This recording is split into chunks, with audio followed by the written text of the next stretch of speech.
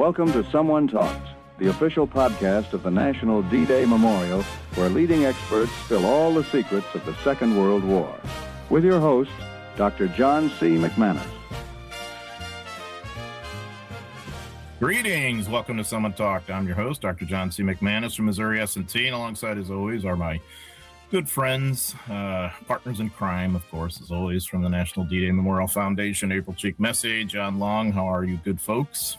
Wonderful. Excited to talk about. Yeah, we are doing great. This is going to be a great conversation. It really will be. This is so cool. We're really honored today to have Bruce Henderson, a remarkable author.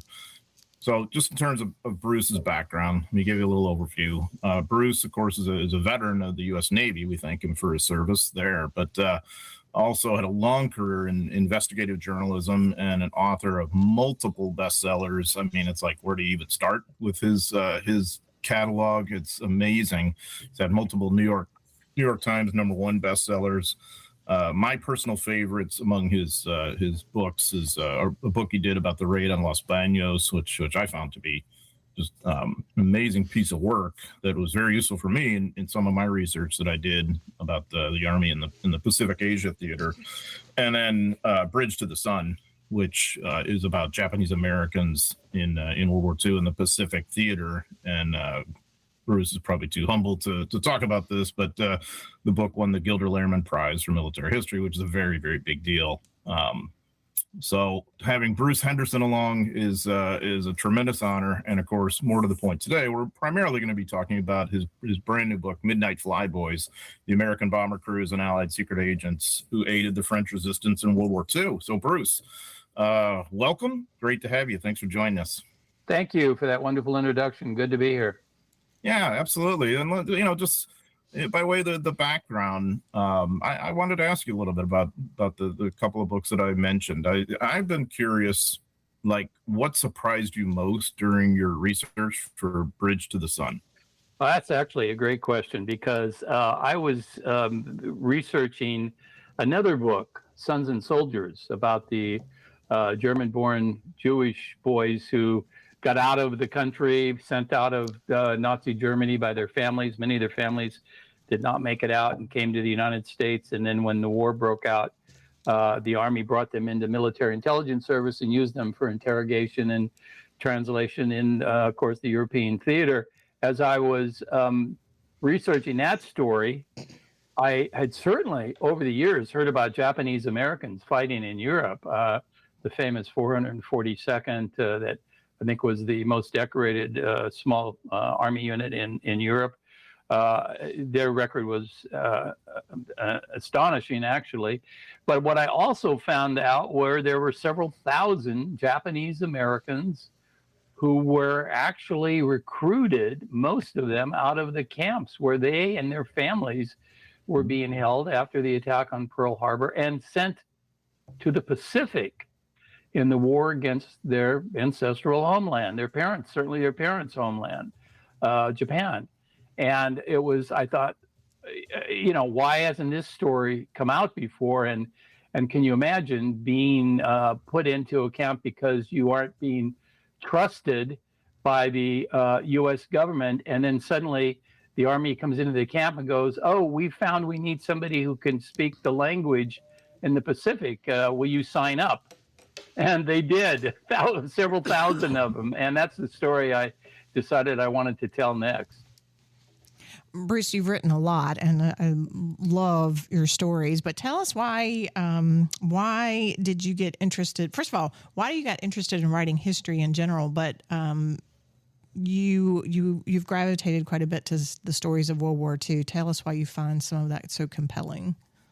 Well, I come out of journalism. I was a young reporter at age 22, 23, after I got out of the service and went back to college. In fact, I got my first newspaper job while I was still in college. And so after 5 or 6 years of newspaper work, I was a bit frustrated by not having more than a couple of hours on most stories. And I wanted to write magazine articles. Boy, I could spend 2 weeks on this great story. How wonderful that'd be. And I ended up going into magazine journalism, both as a staff writer and a freelancer. And then they came the inevitable next step when I thought, oh my gosh, to be able to spend a year on a great story, and I want to write a book. And so I've been actually writing books full time for over 30 years, since the 80s, mid 80s, and occasional teaching here and there, but never as a full time professor. Always just as a lecturer, but really writing one book after the next. And what happened to me, I think so I was always into nonfiction, coming out of journalism, nonfiction. And I want to tell real stories about real people. That really turns me on a lot. I wanted to write the kind of books that, for the most part, I didn't get to read as a student when I was in school. The history books were bloody boring about, dates and names thrown at you. And I well remember the history class I had that turned my head around on that. It was my first year of college, and this professor walked in. It was a very early morning class, and everybody was half asleep still. And he walked in and he said, okay, this is medieval history. Oh my God. I mean, history's bad enough in my head at that time, but medieval? And anyway, he said, well, okay, what we're going to learn about are the real people in history. And we're going to start with the sex life of Catherine the Great. that woke everybody up. And I guess, what it showed me for the first time, really, and it got across to me, was that history is made up of people, real people who had fears and emotions, and that's what I try to write in my books. I'm not an encyclopedic historian. That turns me off. I do narrative nonfiction, which by definition means that and those of us who write that are using the tools of a novelist in terms of dialogue, inner thoughts, feelings, the interiority of a character. Only it's all true. It's got to come from the person themselves, who we've gone out and interviewed, and sadly, because so many World War II vets are now, we're losing them and have almost lost them all. We have to get it through oral histories, correspondence, memoirs, letters, anything that they've left behind.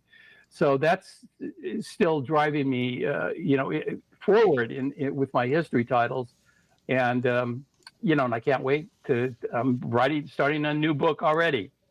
Well, Bruce, your journey, it's like eerily similar to mine in a way. It really resonated with what you said about the journalism side, because I was a journalism major in college, actually broadcast journalism, which is even more, hectic in terms of it needs to be done in 15 minutes. You do the whole story like that. And it was so frustrating to me. I wanted a deeper dive, and I was, very much into history, just like you, and people. I think that's what brings all of us here to the table today. Is we're just interested in people. And I think we can all see, how World War II has been so foundational for all of us. So like, I'm just curious, as you went on this odyssey from the kind of the frustration of today's deadline to maybe a little bit more stretched out with magazine work, and then discovering the whole history world and the kind of inquiry that you can do, in depth. What did you find most challenging, though, about that transition from the journalistic world of writing for today to eventually having to kind of think very deeply about how you tell your story with your historical research? Well, I'll be honest with you. In the beginning, it was about getting a large enough advance against royalties so I could spend a year writing the book. But I was very lucky. My second hardcover book, which was a collaboration. My first several books were collaborations. And I got to co-author a book with Vincent Bugliosi, who was the Manson family prosecutor, and he was looking for a co-author on a double murder in the South Pacific, and he brought me into that project, and I spent 4 years working with him on that, and that was again my second hardcover book that went #1 in hardcover. We sold it to a network for $1.1 million, the most money that a hardcover book had ever sold to TV for at that point. And that kind of, there's no other way to say it, but kind of put me on the map, in terms of New York publishers. That doesn't mean that every advance after that was equally generous, but that certainly got me on the right track. Once I started getting those kinds of that kind of support, my wife she called it Bruce is going down another rabbit hole. A lot of times I would take on these books and I'd say, okay, they always ask you, when are you going to deliver? I'd say, 12 months, 18 months, and it would be 2.5 years, 3 years. And I found out more interesting things about more interesting people. And so sometimes the hardest thing is to really wrap the story and figure out, I always have a great beginning and middle, but where am I going to end this? And too often I have to go through the whole war before I end it. And I've written several books, both from the European side of the World War II and the Pacific side, that I really do go through the entire war.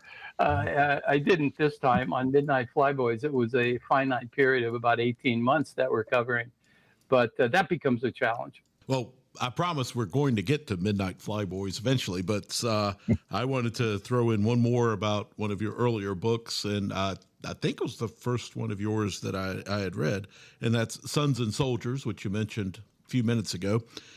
So just quickly, tell us how you discovered the Ritchie Boys story and what it meant to you. There was first of all, I am it sounds weird to say, but I'm an avid reader of obituaries, particularly the New York Times obituaries, but even local obituaries. And I was reading an obituary in the local San Francisco newspaper where I live just south of San Francisco, about this fellow, 90 some odd years old, who had just died, and how he had been born in Germany and had gotten his Jewish family had gotten him out, and he was on what was known as the Kinder transport, getting a lot of the kids out of the Nazi-occupied countries and got over to the United States. And then they were wrapping his obituary, and they just said, and he fought for an elite unit called the Ritchie Boys, made up of other German-born Jews who were trained by the army to help with the interrogation of German prisoners. And I thought, wow, I cut that obituary out and I said, this is something I want to learn more about. I'd never heard anything about this before, even though I'd written several other World War II books by then. And I set out to find some Ritchie Boys, and I did. I found some of them, and they followed six of these fellows for that book, Sons and Soldiers, which, by the way, is in the process of being developed for a feature film right now. Well, we have a collection from one of the Ritchie Boys who is mentioned in your list at the end of the book, and his name is Henry Abraham, and it came in from his son, and it just fascinated me, the story that came with him, and how it shared so many commonalities with the main characters of your book. And I've told before on our podcast about Henry Abraham, and also my advisor in graduate school, who I had no earthly idea. I doubt I even knew what the Ritchie Boys were back then, but I had no idea about his service in the war, and I really wish I could ask him about it now.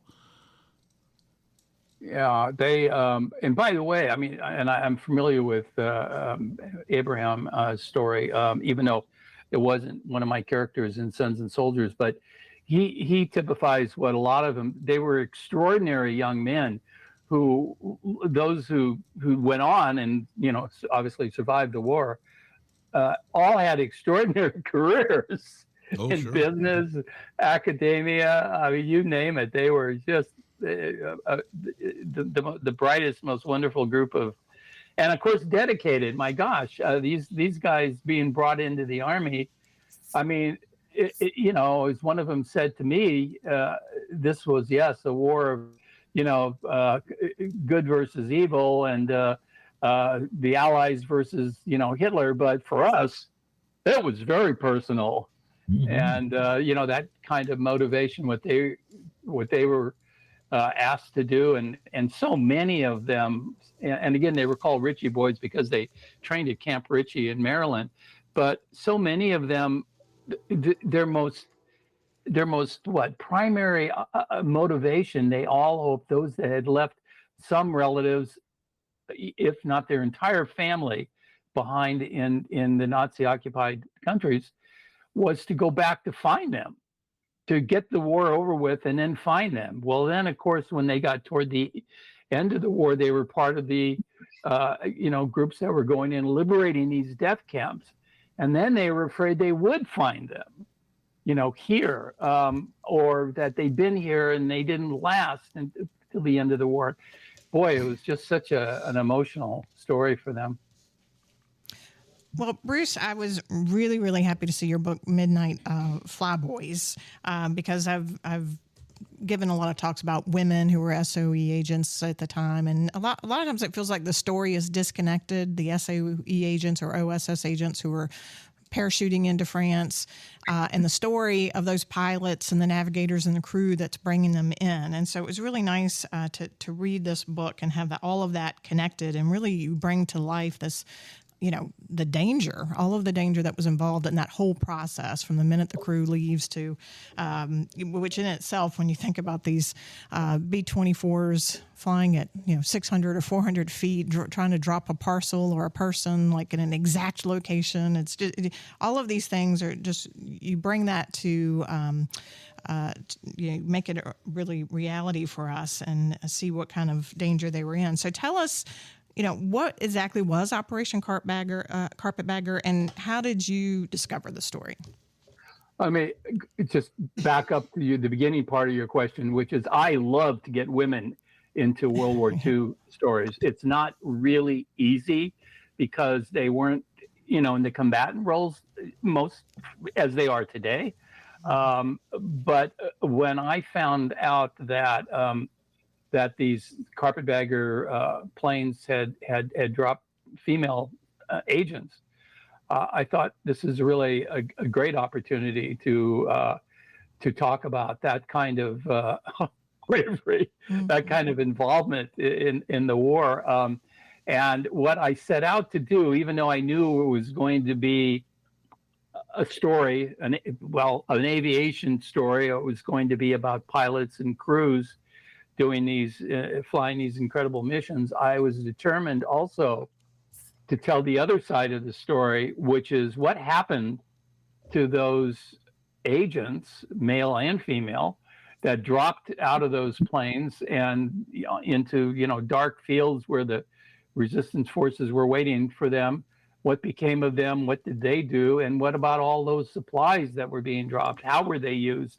And were they being used effectively? And were they a force multiplier for the Allies, prior to and after D-Day? And so it really, I wanted to tell both sides of that story, and I hope I've done that. And the carpetbaggers dropped about a dozen female agents, who, by the way, the British were recruiting them before we were, the American intelligence. And of course, the British had been in the war before us. But the head of the British OSE French division said after the war that there was some criticism that they had actually recruited women for this dangerous job, and his opinion was he would have been negligent in his duties if he had not recruited women, and that in many cases they could do the job better than a man. And one example that he gave were the couriers who were, on a bicycle going from one village to another, passing messages from one resistance group to another.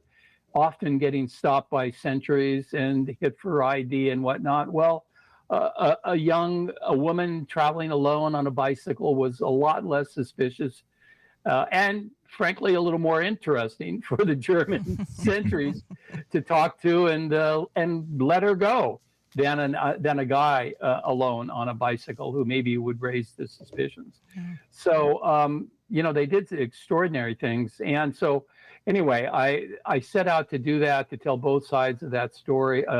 I was brought I'd never heard of the carpetbaggers until somebody who was a relative, her grandfather had been a pilot in the carpetbaggers, and he had died before she got to know her grandfather. But at her mother's house was a trunk filled with a lot of his records and whatnot, and so she brought them to me and asked if I would be interested in looking into this story, and that got me into it. Yeah, heck yeah. What a nice thing to to have brought to you. And so like all of us sitting here, you're a legacy of World War II in a way. So I'm kind of curious, how did your Uncle Bob and also the very famous Dieter Dangler, how did these two guys sort of shape your interest to write this kind of book? You know about Dieter? You say very famous. Oh, I do. Dieter Dangler, Rescue Dawn. If you've ever seen that movie starring Christian Bale, just in case you haven't heard of him, Dieter Dangler was born in Germany and then, eventually immigrates to the United States and becomes a naval aviator, shot down a prisoner of the Pathet Lao, I think, right, Bruce? Not necessarily the VC. Yes. Yeah, and then of course escapes, and so I, and you mentioned him, and of course your Uncle Bob too, and I had the sense that these were two foundational people in your life. And, they really were. Yeah, I'm just kind of curious how they shape your interest to do this book and what they meant to you, your relationship with them. Well, I'm pretty darn sure that the reason I'm doing what I'm doing today is because of what happened when I was about 8 or 9 years old, and I found in the closet at my grandmother's house an old suitcase, and I opened it up, and there were all this pilot paraphernalia, the soft helmet, the goggles, the silk scarf, and over 100 letters that my mother's youngest brother, my Uncle Bob, had written home. He was a P-51 Mustang pilot based in the UK, and he was lost over the North Sea. And of course, I never knew him. I was born after the war, but I'd heard about him. And here was this suitcase of all of these letters that he'd written home that his mother, my grandmother, had saved, and his medals and even the original telegram that she got, about his first missing in action and then killed in action. And of course, as a boy, what interested me the most was all the cool pilot stuff. But over the years, and by the way, I ended up inheriting the suitcase when my grandmother passed. And I over the years, about every 6 months, I would open that suitcase and read those letters and share a lot of thoughts and tears about what this uncle that I didn't get to have would have been like. And so it became this kind of mythical, if you will, hero character for me. And when I went in the Navy, I volunteered for aviation. I wanted to be around planes and pilots for obvious reasons. And when I was aboard the aircraft carrier Ranger and our pilot Dieter Dingler went down, I was a weatherman on the ship, and we would brief the pilots on the weather conditions over their target areas. And I remember, I didn't know Dieter at the time on the ship, but I remember one of his squadron mates came in one day and said, well, we lost this guy. I remember the name, Dieter Dingler. My gosh, who's he? Is he on our side? And if anybody can get out of there, he can. And Dieter had already set the record at the Survival, Escape, and Invasion School at the Navy, put all the pilots through before they sent them overseas.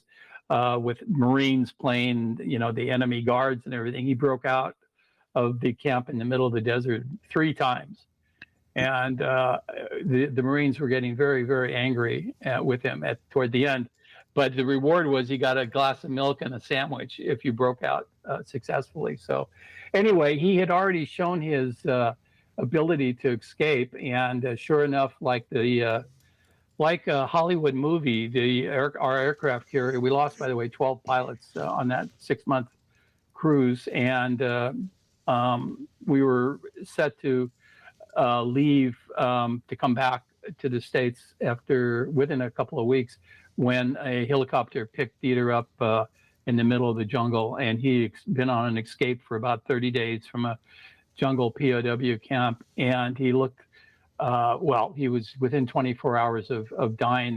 The doctors said at that point, but unbelievably they brought him back to the ship, and like that last scene in Top Gun, where Maverick and Iceman come back on the deck and there's hundreds of sailors, and that was for real on that ship, only it was on the hangar deck. They brought him down. They had the plane that brought him was on the elevator down to the hangar deck, and he was lifted out, one friend on one arm and one on the other. He looked like a Holocaust camp survivor. And the sailors were, we were whistling, yelling, his friends were crying, and it was like that we actually got this pilot back. Well, I ended up, as I said, became a newspaper reporter later, and I decided to look Dieter up, and I did a story on him. We became friends. I later did a magazine article on him, and then I proposed that I do a book with Dieter, and it would be a first-person book, of course, Dieter's story. And we were in the process of doing that, and I'd interviewed him about 8 or 10, 12 hours of interviews, and he got ALS, and it was a rapid decline, was dead within a year. And I, at that point, figured, I'm never going to be able to do the book on Dieter or with Dieter. And I went off, I did another book. And then my wife said, well, why can't you do the book? You don't have, you're not going to do it with him, but you can do it about him.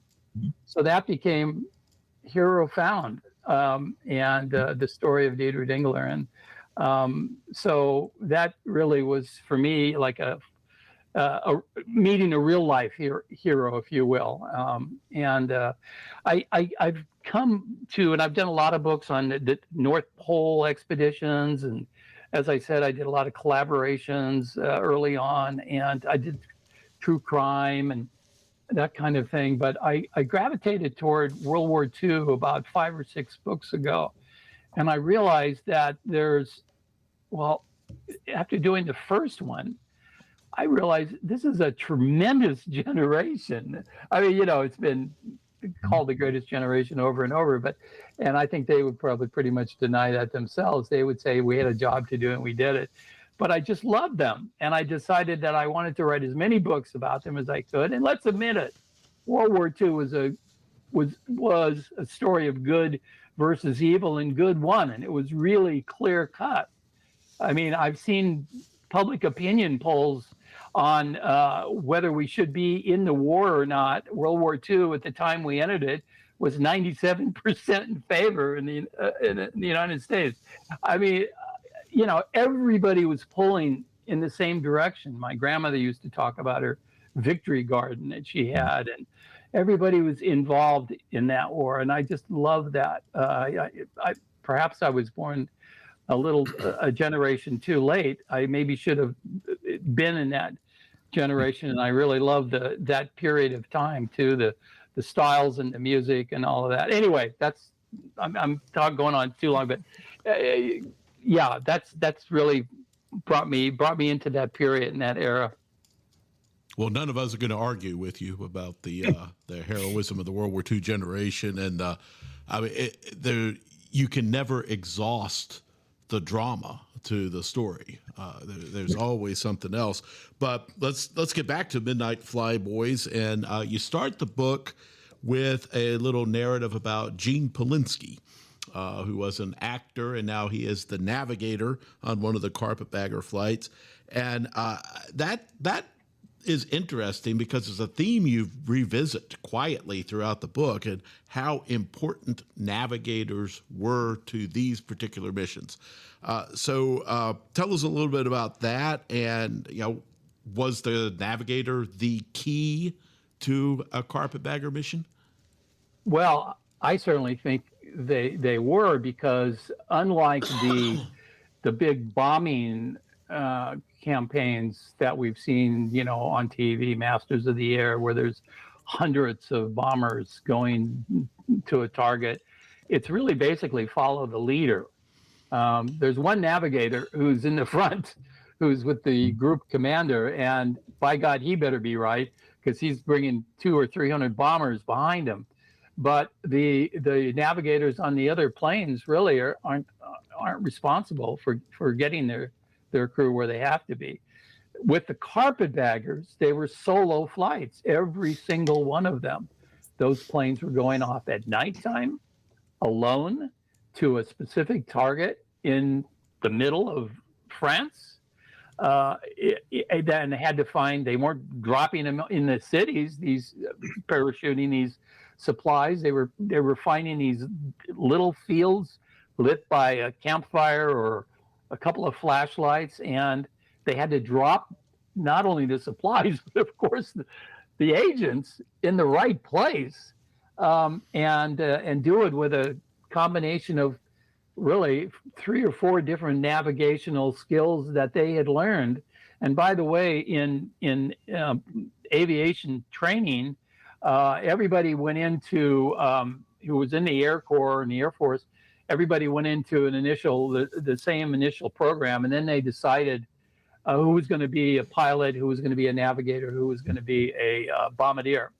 And the pilots needed some, hand-eye coordination abilities and stuff like that. But the guys that went into navigation, maybe they didn't have the eyesight for being a pilot, but hands down, they had to be the best and brightest students, because they were dealing with math, they were dealing with slide rules, and they were having to do these computations that were celestial navigation, radio navigation, reading maps and charts, all of that. And it was really even much more difficult than learning to fly a plane. And even pilots have even told me that too. Boy, I'm really glad I never would have been a navigator. I'm glad I became a pilot.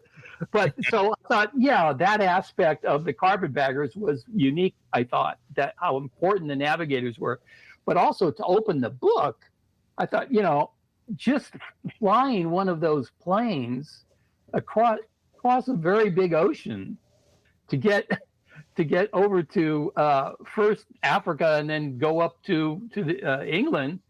What a journey! And any number of things could have gone wrong if you didn't get it right, And so I wasn't necessarily. I wanted to, in the course of that opening chapter, build into it some of the navigational skills that the navigator Gene Polinsky learned in order to get his crew over there. And that, as I say, became it did become a piece of the overall story, which is how they found these fields and made those drops, and the kind of degree of accuracy and success they had was pretty astounding. Well, Bruce, when you were talking about that, it made me think of an interview where one of the pilots just said low, slow, and alone. That kind of stood out to me as you were talking, because that's so true. But World War II did seem to be a turning point for special operations. So can you tell us a little bit about the origin story? Like who were Cliff Heflin and Robert Fish, and how did they recruit men to do this job? Well, Heflin and Fish were the commanding officer and the second officer in charge of a squadron of B-24s that had been flying anti-submarine patrols off the Bay of Biscay, off the coast of Spain. There was a lot of German U-boat activity coming and going into the Atlantic through that bay to their submarine pins on the coast of occupied France. and they were flying solo missions low over water, and they would, of course, if they found a submarine, would attack it. When it was decided about in fall of 1943, when Eisenhower and the brass knew that they were going to be having the D-Day invasion at some point in 44, that they were going to have to start building up the resistance forces in France more than they had been, more than they were as of that point. They had to get them supplies, they had to get them trained, they had to get radios to them, they had to give them lists of targets that the resistance fighters should hit on D-Day, after D-Day, and all of that. They thought, okay, who do we have that can make these drops? And this bomber group of 3 of these squadrons that had been doing these anti-submarine patrols were chosen because of how they flew that aircraft. And it made more sense than to try to retrain a group of pilots and crew that were used to flying the long-range bomber missions and dropping their bombs at 25,000 feet, turning around and coming back. So these guys knew how to fly the plane. Although they had to practice a bit, because in order to drop the parachutes and not get them tangled up, they had to really slow that plane down. And folks who fly and even those who don't, have probably understood that when a plane stalls, that means it's gone too there isn't enough air flow, if you will, over the wings to keep it airborne. And I don't care what the plane is, whether it's a jet or a Piper Cub, it's not going to fly, and it'll nose down and it'll crash unless it recovers from the stall. So pilots are trained to go up and practice stalls and stall recoveries all the time. These guys were going to be going at about 120 miles an hour, slowing down within about 10 or 15 miles per hour from where they would actually stall that aircraft and it would start to fall. They had previously, and they would be at about 400 feet to 600 feet to drop the supplies and to drop the agents. Now, a B-24 takes 1,500 feet to recover from a stall. So these pilots were, they'd been trained. They would go up and practice stall recoveries, but they do it at 10,000 feet. And then they would recover and, fly on. If they stalled on these missions, they were dead. The plane nosed over. There was no pilot in the world was going to bring a B-24 in a full stall out of it within a few hundred feet. It just wasn't going to happen. So they not only had to get to that field, but they had to keep that airplane flying. And they were chosen. However, I will say that those first 3 squadrons of those guys that had been flying the anti-submarine patrols were brought in to a briefing room the first time. They were not told explicitly what they were going to do, other than low, slow, and dangerous. And if you want to leave the room, now's the time. I'll give you 5 minutes. This is what one of their officers told them, their commanding officer. I think it was Bob Fish that said this. And you'll be sent out to another squadron. There'll be no mark on your record. And 5 minutes later, not a single person had gotten up and left. And afterwards, some of them were saying, to each other, why didn't you go? And they go, why didn't you go? I didn't want to be the first to get up. But they were all in it. And they all felt, well, why not? This is, let's get this thing over with. Let's get this war over with and get back home. And that's kind of the attitude of so many of these World War II vets. Nobody was out there to be an Audie Murphy hero. They were just trying to do the job, get it done, and go back home. Yeah, I mean, it's very, very pragmatic. Absolutely, no doubt. And yet, these guys have embraced what is a particularly, perhaps dangerous mission. These are clandestine missions that were not well known because they're largely classified until only, the last 35 some odd years, something like that. So, yet they're trained bomber crews, just like you would be for any other duty in the 8th, 15th Air Force or 5th Air Force in the South Pacific, whatever it would be, as a B-24 crew. So if we can kind of just step back, so how did these flights work? I mean, what is a typical mission night? I guess I'll say, because that's one thing. It's very different from them versus their fellow bomber crewmen in England, Mm-hmm. the Americans at least. How does a typical mission evening proceed for a carpenter crew? Well, it would start with a shopping list being radioed from occupied France by one of the resistance groups on a radio to London, OSS and SOE headquarters in London, that this is what we need. Here's where our drop zone is, and we think it's safe, to drop there, and the coordinates. And this is what we need. We need 6 bicycle tires. We need ammunition for a Sten guns. We need blah blah blah blah. They would give them a list of what they needed, and in London, that list would be wired down to the carpetbagger base, and where all the supplies were, and they would be loaded into these steel containers that could hold about 300 pounds of supplies, and each B-24 would be loaded with a dozen of them in their bomb bay, and they would be dropped. Those supplies would be dropped just like bombs would be over the target. Only each of the containers would be a parachute would be attached to each of the containers, and so they were earmarked for that particular group, and then the message would go out to the group. Okay, in 2 nights at 100 hours, that drop will be made to you. And so that plane would take off. Then, they would get briefed. That crew would get briefed on their mission about mid-afternoon, say 2-3 o'clock. They get their weather check, make sure that they had to see the ground. In other words, if it was too low of overcast, they couldn't fly. And they briefed on where they would cross the French coastline. We've just found out there's a new Luftwaffe base, enemy fighters here, so you don't want to go over this. You want to deviate and go this way and get into your target through that, this route.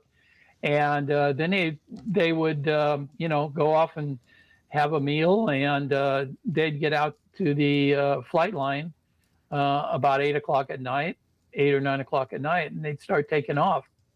And they would be out for these missions. Typically ran 5 to 6, maybe even 7 hours, depending on how far they had to go, into the other eastern France or southern France, some longer flights. And if they had a code, they knew the code that the folks, the partisans on the ground had to flash to the plane to say, this is us and it's okay to make the drop. And they also had to see that, the aircrew did. And then they would make the drop and turn around and come back. Now, if they never saw the right code or never found that field, they would turn around and come back fully loaded. They wouldn't just drop the supplies anywhere. And then they'd have to unload them, mark them for another night, going to that same group. So it was very much a logistical operation, as well as it wasn't a fly by the seat of your pants kind of thing at all. Yeah. So there's a kind of, as this thing develops, I really got a sense in your book, there's a sort of certain kind of personality or guy who's involved with this on a bomber crew level. I mean, earlier you talked about how they're in that initial meeting and they're given the opt out, but I mean, these are young guys trained up as bomber crewmen. Nobody's going to stand up and leave, right? But at the same time, you got to fly the missions and you got to succeed. And so you studied this more deeply than anybody. My question to you, and we're running a little low on time, but just a very quick question. What kind of person generally embraced these missions and succeeded in them, as most of them did? Honestly, John, I don't think that you could draw much of a difference, if you will, between those guys on the carpetbagger crews and the guys that were flying at 25, 30,000 feet to go over and bomb Germany. In fact, I had a fighter pilot tell me, I was interviewing a 102-year-old P-51 Mustang pilot the other day for my next book. And he said, you know who the bravest pilots in the war were? And I said, no, I thought he was going to say fighter pilot, right? He said the bomber pilots, because those guys just flew into and couldn't deviate. They couldn't dive. They couldn't go up like we could, turn around, get out of it. They just had to go straight, and everybody was shooting at them, and they had to get there and drop. They were the bravest of the brave. And I thought that was very, very interesting to hear from that source. Yeah, there's a lot of truth to that. I mean, they couldn't evade. And a lot of times, during those bomb runs, of course, it's the bombardier controlling the plane with the bomb bay doors open and the bombs armed. And you're at the IP, the initial point, for anywhere from 5 to 15 minutes. That's a long time in that kind of context. Yeah, great point. So our guest has been Bruce Henderson, author of Midnight Flyboys, the American Bomber Crews and Allied Secret Agents who aided the French resistance in World War II. Of course, we'll pick up the conversation in another episode with him that he's been kind enough to do as well. So in the meantime, John Long, please tell us about today's We Salute You. Today on our We Salute You feature, we honor the service and sacrifice of Robert J. Kemeny, a proud engineer whose loss on Omaha Beach is now recognized at the National D-Day Memorial.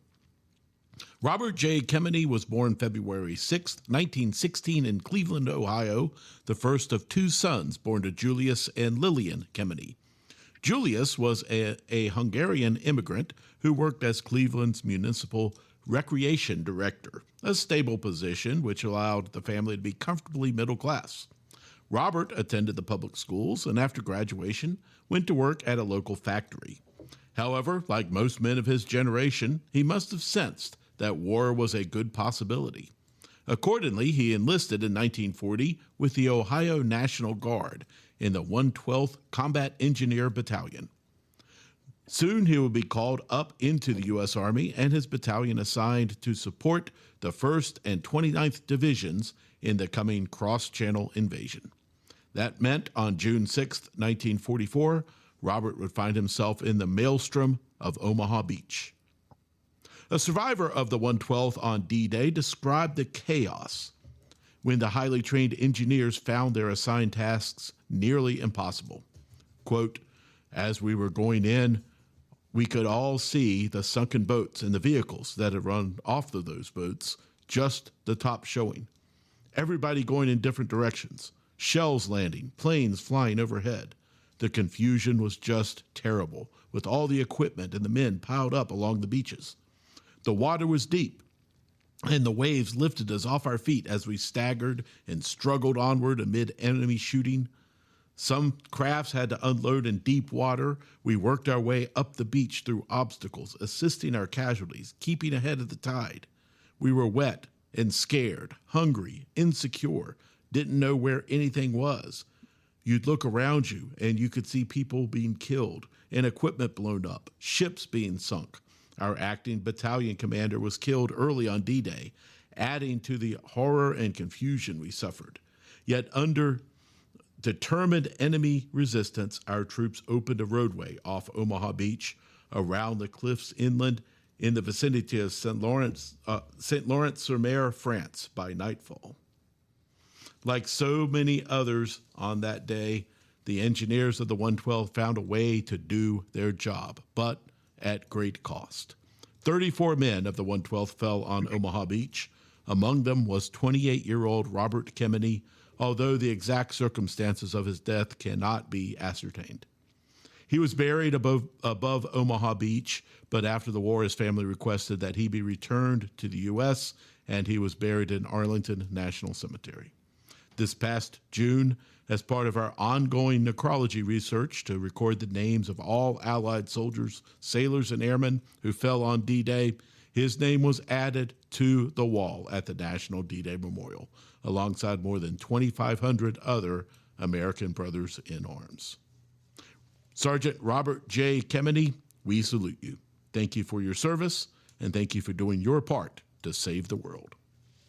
And yet another example of the remarkable work that you and your team are doing on the necrology project to make sure that we know this. Yeah. Gratifying work, but let's face it, it's the job of men like Kennedy that really has got to impress you a lot more. And I know you and I have spoken many times about the engineers, and you kind of lost in the story sometimes. But man, this was an engineer war, and that was an engineer's day. Mm-hmm. It was. So 1 out of every 4 American soldiers who goes ashore at Omaha Beach is an engineer that day. And there's like a multiplicity of missions, the Gap assault teams, that's Army and Navy engineers to deal with the obstacles in the mines, the traditional engineering mission of demining, dealing with barbed wire, the Bangalore torpedoes, tank traps, and then road building. Oh, by the way, road building, like in the 112th. So, I mean, it just so happens that you're building a road while there's shells coming in, and anything else. It's really just kind of mind blowing. And if you can't do your engineer job, grab a rifle and you become an infantryman. Yeah.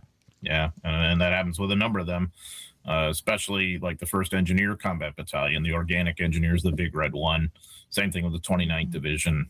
So, yeah, his story is really microcosmic. When you talk about that many fatalities in an engineer battalion, that tells you it's a really bad situation. And that's quite a statistic too. 1 in 4 are coming on the beach are, and I hadn't heard that. What had happened, April, is that they were getting a lot of recon photos as of about March, April, as the Germans were really beefing up Omaha Beach with more and more mines and obstacles. And so the planners were realizing that they were going to have to deal with this. Mm-hmm. And so they were kind of putting these scratch engineering forces together, the Gap assault teams being the best example.